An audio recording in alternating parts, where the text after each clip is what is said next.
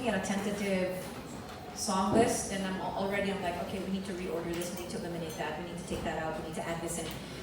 So the lineup itself has not been like locked and loaded yet, but we still have the time to kind of figure out what the final one is going to be. And Gerard's also traveling.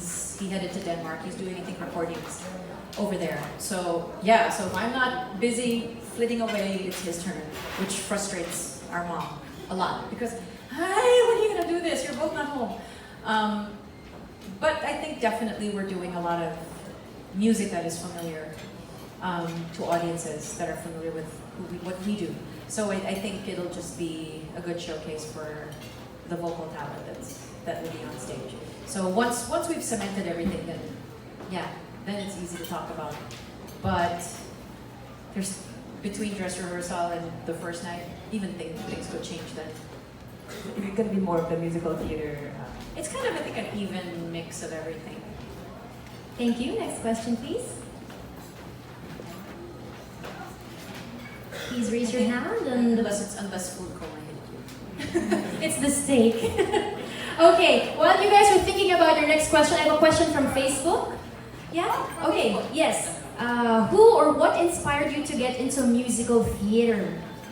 Oh, okay. Credit to this has to go to my cousin Ria, who is also a niece of Baby Barreto, who was one of the founders of Repertory Philippines. Ria, at the time, was very active in rep, and I think at a family party, I was singing, which I tend to do, and Ria spotted me and told my mother, Ati Bebe, you're gonna have to bring Leia to Manila to audition for the King and I for Repertory. I think she'll get it.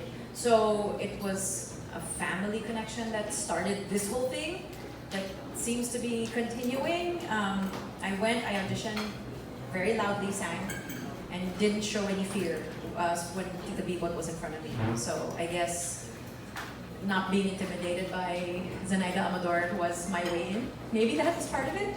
So yeah, so what inspired me to get into this? It was a member of my family. And it wasn't even something I knew I would fall in love with later.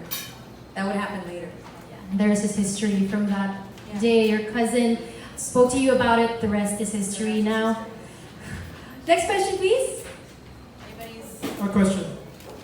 Ms. Leia. Yes, Oliver. The genius Floyd Quintos is not usually your... He doesn't really direct you? He has before. And this is before. not the first time we're working together. Okay. But yeah, mostly for concerts, it's Bobby Garcia who does. I'm assuming it's also writing your spiels for this? Yeah, Or we are you definitely looking have to forward? collaborate on this. But it's something that, well, I mean, given what his work in El Bimbo turned out to be, I think we're safe. We're in safe hands with him. And since you usually have an Aladdin section in the show, in your concerts, are you thinking of adding Speechless this time? I don't know if there's time to create an arreglo for that because orchestrations take a little bit of time. I'm gonna have to talk it over first with the other gents who are involved in this, if we can add that. But I knew that I loved the song when I first heard it, and I think people are familiar with it, and it's such an appropriate song in the #MeToo era, so it might be something that might be a fun addition. So that's definitely something up for discussion. But I cannot commit to that yet. Okay, I know. Looking forward. Thank you. Thank you. Thank you so much, sir. I think we have room for one more question from the floor. Yes, Okay. very eagerly. Go ahead, last question. Do you have a microphone so we can all hear the... She's very eager. Oh, okay. All right. Hi, I'm Jasmine in Manila. I'm now studying music, and we had one assignment before. We were asked to list down the inspiration that we had to pursue music. And our majors, which were a bunch of theater students, we've all listed you as number one. So I would just like to ask, what would you like to tell my classmates or your message? Because a lot of them are experiencing things right now that I don't know if you may have experienced, like rejection from auditions or things like that. Plenty. I don't get every job that I audition for, and it's a healthy thing. If that doesn't make you tough, I don't know what will.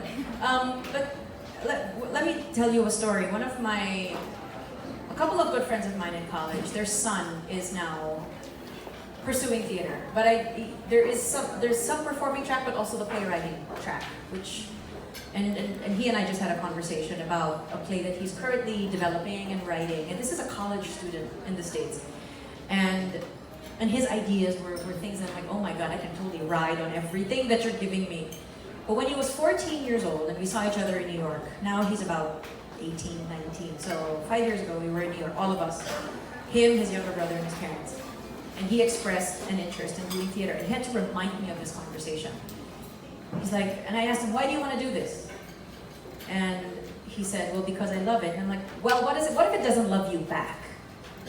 And that's, right?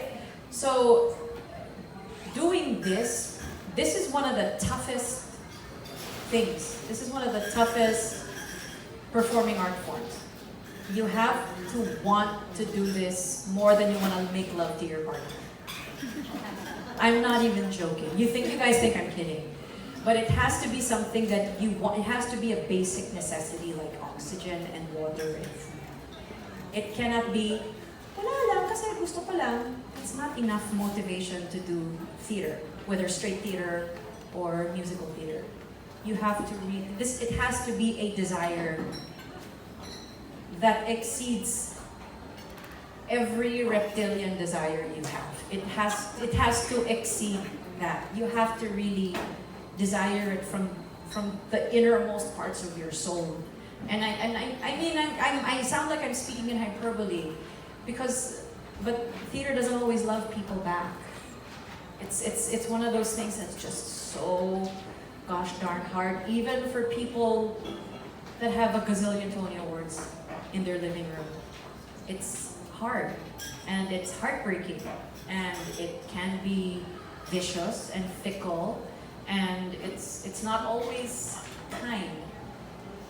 So, but you still want to have a relationship with it, and you have to stick to it. It's an interesting mistress to have.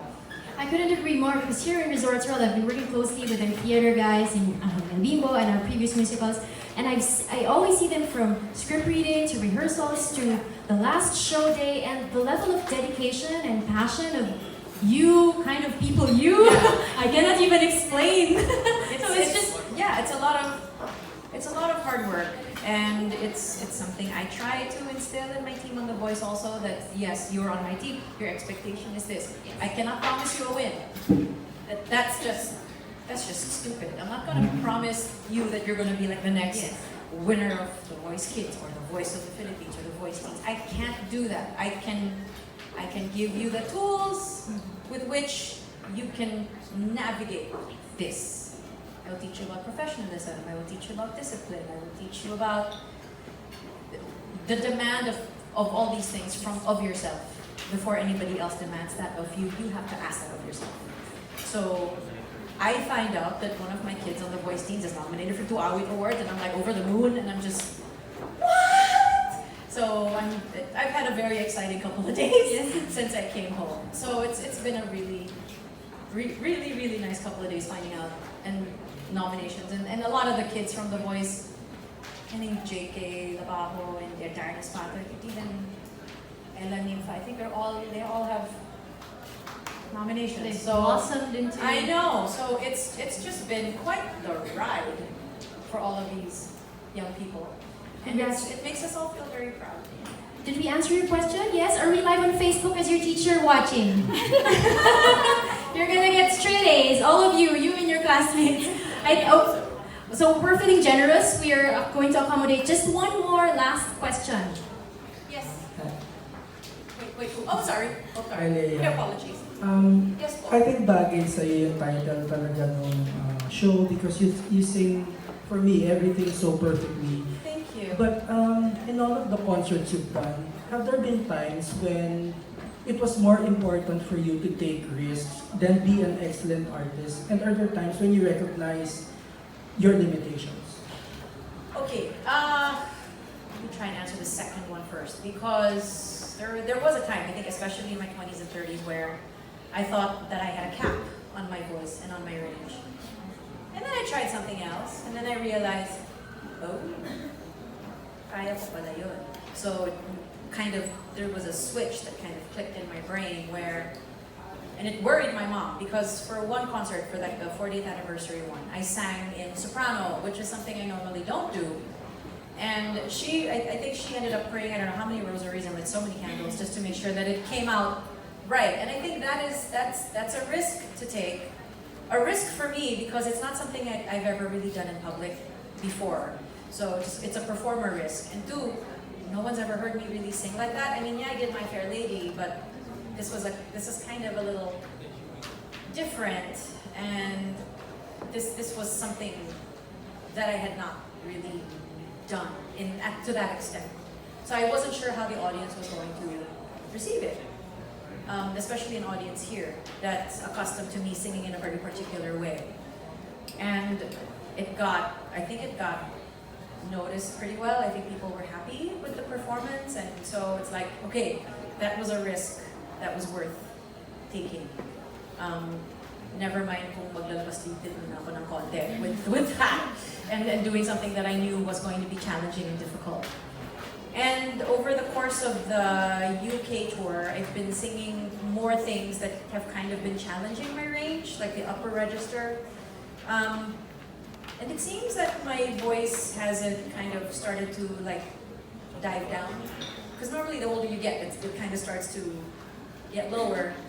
But it's, by the grace of God, it's whatever miracles there are happening, it's still where it's always been. Which means I can try pushing it a little bit more. And on the last day, actually, my voice teacher showed up and she came to the concert and she said that everything sounded really healthy. So yeah, so sometimes even during a performance, something will click in my brain, it's like, let me see if I can try to hit this note, even if I hadn't done it in rehearsal. And that's just complete bahala na si Batman dito. And it's important to do that because it kind of makes me feel that I can stretch the limits still. So it's exciting for me as a performer that I'm able to still do that. Thank you, thank you. For more questions, maybe this we... one she wanted. Okay, just one more. You are so lucky this afternoon. Just one more question. I enjoy One Music PH. And Miss Lea, you've mentioned about the voice kids. Can you name, if you're about to name 10 young budding artists, can you name 10 who you think will go a long way in terms of musical career? But that's hard, since this is only our 4th season of The Voice. I Not necessarily from the voice, just but in among general. the young budding Who's artists. the young budding artists of whatever age? Yeah. I haven't listened to everybody, so I'm definitely going to exclude names. But as far as say musical theater, people like Kayla Rivera, Gab Pangilinan, who are just now like really emerging and who are, I love those two that they played twins in Sideshow and they were so impressive then. As far as who else I'm trying to, for the men naman, I'm trying to think people like Armand Ferrer is wonderful, David Ezra. Let me see.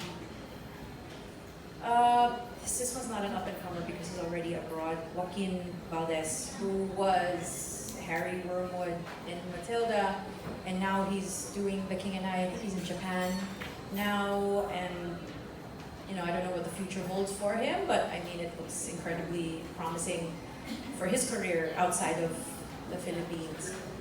Let me see. There are a lot of young people now. I mean, when I saw when I saw Beautiful, George Schultz, so good. Of course, Mickey Bradshaw is incredible. We've gotten to work together. Jeff Go, who also did the Apple musical for 9 Works. I think there's more. I don't know, but off the top of my head, they're the ones I can think about. Thank you. Okay, I think that's about